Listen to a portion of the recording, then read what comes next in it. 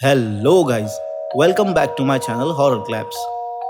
ये इस कहानी का पार्ट 2 है, तो मैं आपको सजेस्ट करूँगा कि इसका पार्ट 1 आप जाके पहले ज़रूर देखिए। उसका लिंक मैं आपको डिस्क्रिप्शन और पिन कमेंट में टैग कर दूँगा। सो बिना टाइम गवाए लेट्स बिगिन द स्टोरी।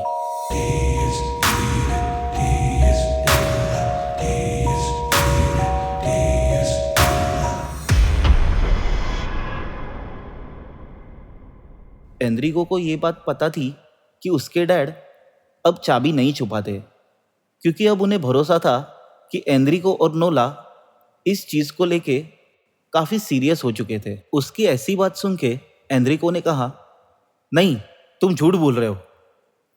तो उसके रिप्लाई में होल्डन ने कहा, अगर तुम्हें भरोसा नहीं है तो तुम जाके देख सकते हो। तो एनरिको ने उन दोनों को कहा, यहाँ से बिल्कुल भी मत हिलना, मैं अभी जाके देख के आता हूँ। डरते डरते अब वो सीधा अपने मॉम डैड के बेडरूम की तरफ गया। उसने दरवाज़ा खोला ही था कि वो विस्लिंग अब फिर से शुरू हो चुकी थी।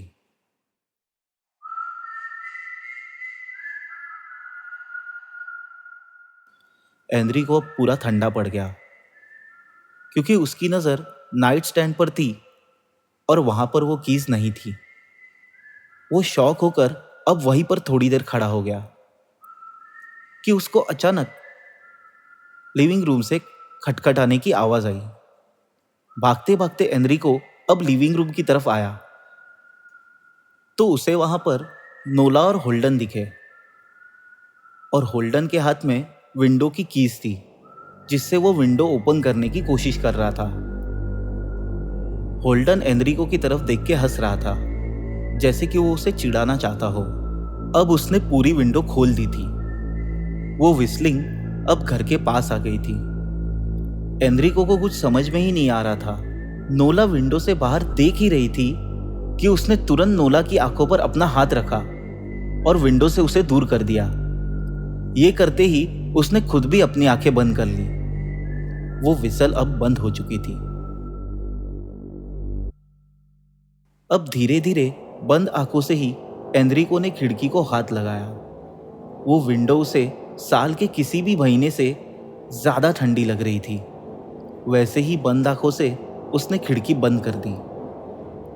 एनरिको ने अब नोला से कहा, नोला, अपनी आंखें बिल्कुल भी मत खोलना। ऐसे बोल के अब वो होल्डन के पास गया। जैसे ही उसकी पीठ पर एनरिको ने हाथ रखा, उसे महसूस हुआ कि होल्डन डर से कांप रहा था।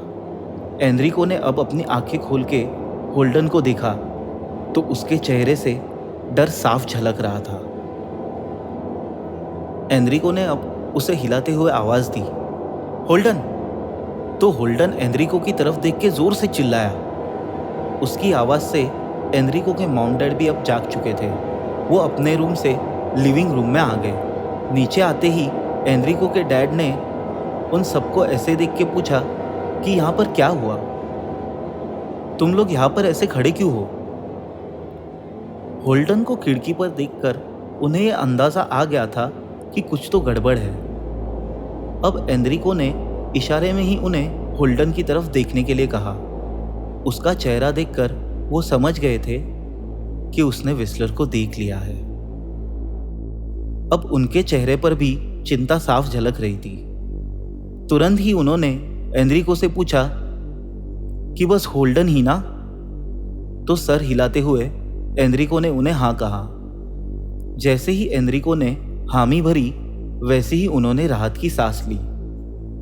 लेकिन ये राहत पल भर की थी, क्योंकि अब उनकी नजर वापस होल्डन पर गई। उसे देखते ही अब उन्हें डर लग रहा था। ये सब हो ही रहा था कि अचानक दरवाजे पर एक दस्तक हुई। उस लिविंग रूम में जितने भी लोग थे, सबकी नींद अब उड़ चुकी थी। उसे मत खोलना, एनरिको की माँ ने कहा। एनरिको की माँ का इस सब पर विश्वास तो नहीं था, लेकिन अब उन्हें इस बात पर भरोसा करना पड़ रहा था। एनरिको की मॉम डैड दोनों ने ही अब अपने हाथ में बेसबॉल की बैट ले ली और दरवाजे के सामने जाके वो दोनों भी खड़े हो गए। वैसे ही वापस दरवाजे पे नॉकिंग की आवाज़ शुरू हो गई, लेकिन इस वक्त ये नॉकिंग पहले से काफ़ी ज़ोरदार थी। प्लीज़ वो दरवाज़ा मत खोलना, होल्डन मुंह में फुसफुसाया। एनरिको के डैड अब होल्डन के पास गए और उसे अपने गले लगाया।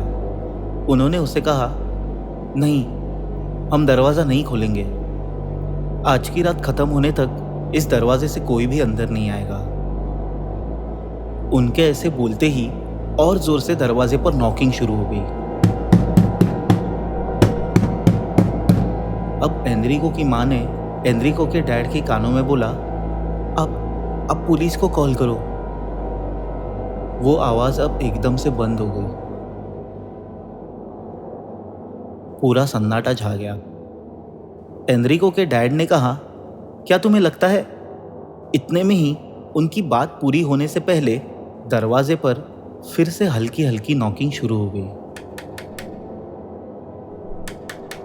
दरवाजे की दूसरी तरफ से अब उन्हें एक आवाज आई, पुलिस। वो आवाज बिल्कुल ही एनरिको की मां की तरह थी। पुलिस को कॉल करो, पुलिस को कॉल करो, पुलिस को कॉल करो।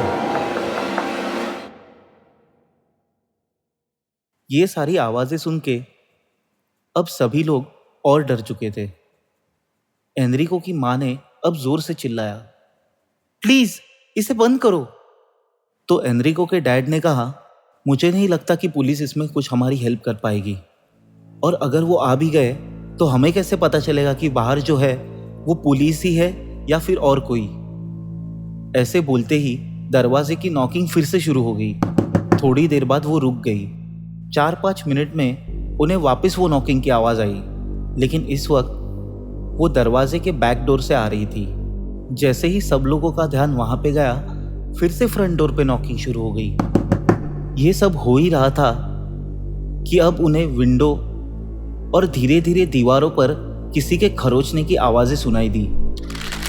एक से दूसरी, दूसरे से तीसरी, ऐसे घर की सारी विंडोज और दीवारों पर खरोचने की आवाजें उन्हें अब आ रही थी। होल्डन अब पूरी ताकत से चिल्लाया, प्लीज इसे बंद करो।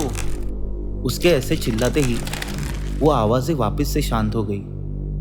होल्डन ने कहा, मैं किसी को नहीं बताऊंगा, मैं प्रॉमिस करता हूं मैं किसी को नहीं बताऊंगा, लेकिन प्लीज यहां से चले जाओ।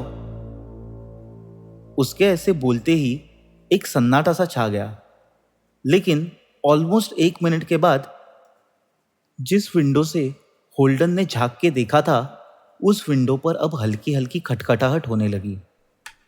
होल्डन अब रोने लगा। एनरिको के डैड ने उसे संभाला। एनरिको की माँ अब सब बच्चों को लेकर बेडरूम में गई, लेकिन अब बेडरूम में भी वही सारी आवाजें उन्हें वापस आना शुरू हो गई। अब वो सारे वापस लिविंग रूम में ही आ गए, तो वापस ये सब आवाजें शांत हो गई।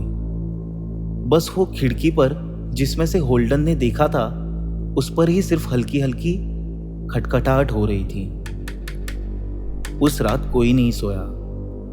सुबह के 7 बजे वो खिड़की वाली आवाज भी अब बंद हो चुकी थी। उन्होंने और 1 घंटा इंतजार किया। अब एनरिको के डैड ने दरवाजा खोल के बाहर देखा और अंदर आके उन्होंने सबको कहा, लगता है ये सब खत्म हो गया। होल्डन के पेरेंट्स अब दोपहर में घर आ चुके थे। एनरिको के डैड उसे उसके घर पर छोड़ने गए। ये सब एनरिको अपनी विंडो से देख रहा था। वो वहां पर काफी देर रुके, लेकिन एनरिको को पता नहीं चला कि उनकी वहां पे क्या बातें हुई, और उसने कभी ये उन्हें पूछा भी नहीं।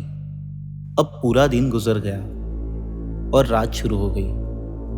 पूरी फैमिली अब एक ही कमरे में सोने के लिए आ गई।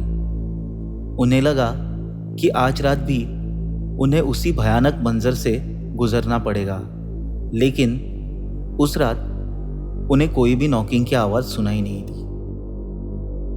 अगले 1 हफ्ते तक एनरिको को होल्डन की फैमिली सोसाइटी में नजर नहीं आई। एक दिन उसे दोपहर में उनके घर के बाहर एक मूविंग ट्रक दिखाई दिया। एनरिको ये सब विंडो से ही देख रहा था। वो समझ गया कि ये लोग भी अभी यहाँ से शिफ्ट हो रहे हैं। पूरी दोपहर एनरिको उन्हें ट्रक में सामान शिफ्ट करते हुए देख रहा था। सबसे अजीब बात उसको ये लगी कि होल्डन और उसके मॉम डैड के चेहरे पर एक निराशा थी। उनके चेहरे बहुत ही उदास थे और उनकी आंखों में एक तरह का खालीपन था। शाम ढलने से पहले ही वो लोग वहां से निकल गए। एनरिको को अब याद आया कि जब वेलकमिंग कमेटी पहली बार घर पर उन्हें वेलकम करने आई थी, तब उन्होंने कहा था कि उसे देखने वाले सभी लोग मरते नहीं, लेकिन उनकी जिंदगी नरक से भी बदतर बन जाती है, जैसे कि उन पर कोई काला साया छा गया हो। उसे ये बात अब सच होती हुई नजर आ रही थी। एनरिको लिखता है कि आज भी वो उसी घर और उसी सोसाइटी में रहता है। आज भी उसे वो विसल सुनाई देती है। हमेशा की तरह आज भी सोसाइटी में सबके पास एक गुड लक है, लेकिन अब हम ज्यादा केयरफुल है। अब हम किसी भी फ्रेंड को हमारे घर स्लीप ओवर के लिए नहीं बुलाते, और डैड हमेशा ही वो कीज छुपा के रखते हैं, सबकी नजरों से बचा के। आज भी मेरे मन में ये सवाल आता है कि वो विस्लर कौन है, लेकिन मैं अपने मन को समझा देता हूं कि कुछ चीजें छोड़ना ही अच्छा होता है। तो ये थी आज की स्टोरी। आई होप आप सभी को ये स्टोरी जरूर पसंद आई होगी। अब आप सभी के मन में यही सवाल होगा कि ये विस्लर आखिर था कौन। वेल, एनरिको ने तो अपनी स्टोरी में ये नहीं बताया, लेकिन मेरी एक थ्योरी है कि इस सोसाइटी में किसी ने जरूर शैतानी ताकतों की पूजा, जिसे डेविल वर्शिपिंग भी कहा जाता है, वो की होगी, जिसकी वजह से सबको यहाँ पर कुछ ना कुछ गुड लक मिल रहा था। उस ताकत की ऐसी कोई शर्त रही होगी कि वो रात को 3:03 पर विस्लिंग करते करते सोसाइटी का एक चक्कर लगाएगी, तब उसे कोई देखने ना पाए, और अगर किसी ने उसे देख लिया तो उसका अंजाम बुरा होगा। खैर, ये तो मेरा मानना है। अगर आपको लगता है कि इसकी और भी कोई वजह हो सकती है, तो प्लीज कमेंट करके हमें जरूर बताइए। वीडियो को लाइक करना मत भूलिए, और ऐसी ही हॉरर स्टोरीज सुनने के लिए मेरे चैनल हॉरर क्लैप्स को सब्सक्राइब करके बेल आइकन प्रेस कर दीजिए, जिससे आपको हमारे लेटेस्ट स्टोरी के नोटिफिकेशन मिल जाए।